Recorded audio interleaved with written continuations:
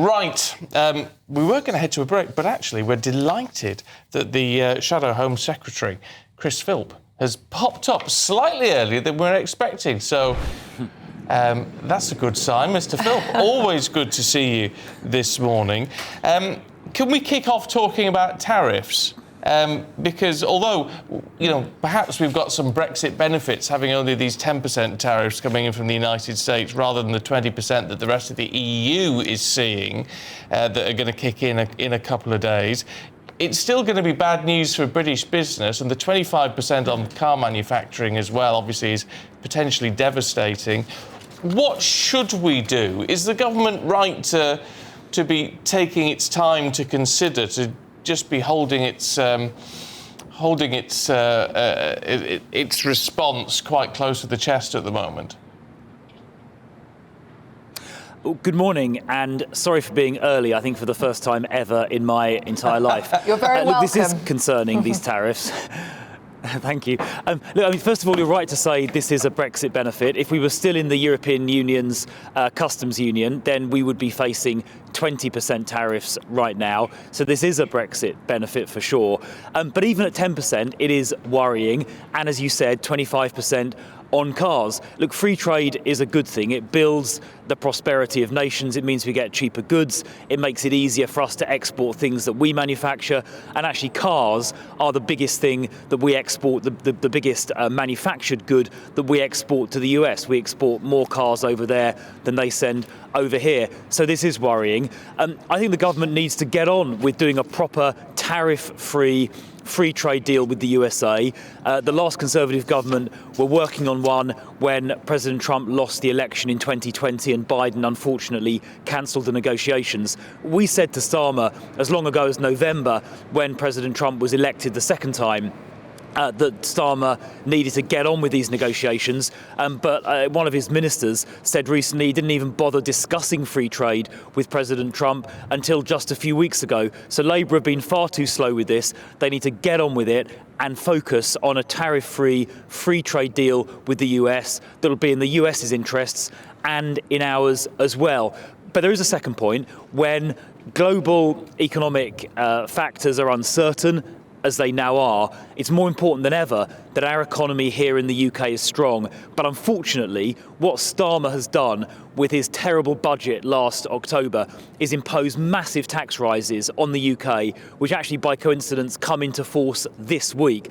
£25 billion of national insurance increases, that's £800 per worker, which is going to mostly hit working families, according to the OBR. Small businesses are getting massive increases in their business rates. I'm visiting a garage in Purley, in my constituency in Croydon, later on today, whose business rate bill is going to triple.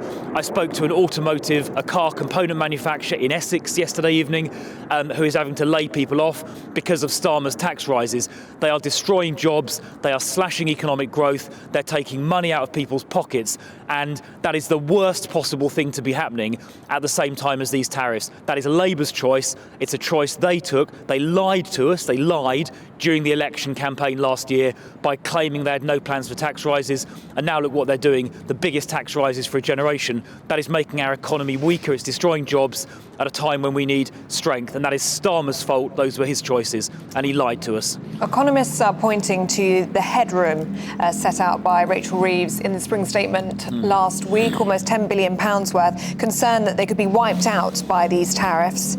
Are you worried about a recession at this point? Yes, I am, because this Labour government has taken the economy, even before these tariffs, the Labour government took us to the brink of a recession already because of their swinging tax increases I mentioned, but they're also massively increasing regulations on employment, makes it harder to employ people. They're giving more power to trade unions, which will make it easier to strike. They're getting rid of all of those laws that Margaret Thatcher passed in the 1980s to make strikes harder. They're doing all of those terrible, they're making it harder for landlords as well.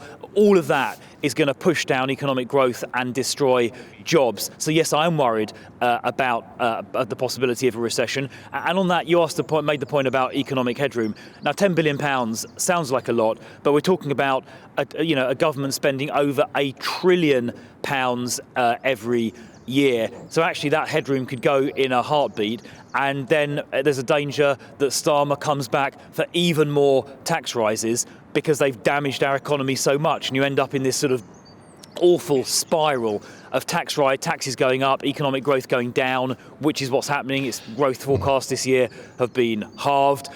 So we've got to break out of that cycle. But it all comes back to the fact Starmer lied during the election and that budget last October where they hit us with huge tax rises and extra regulation. I've spoken to so many businesses in the last few months who said they're going to have to lay staff off because of this.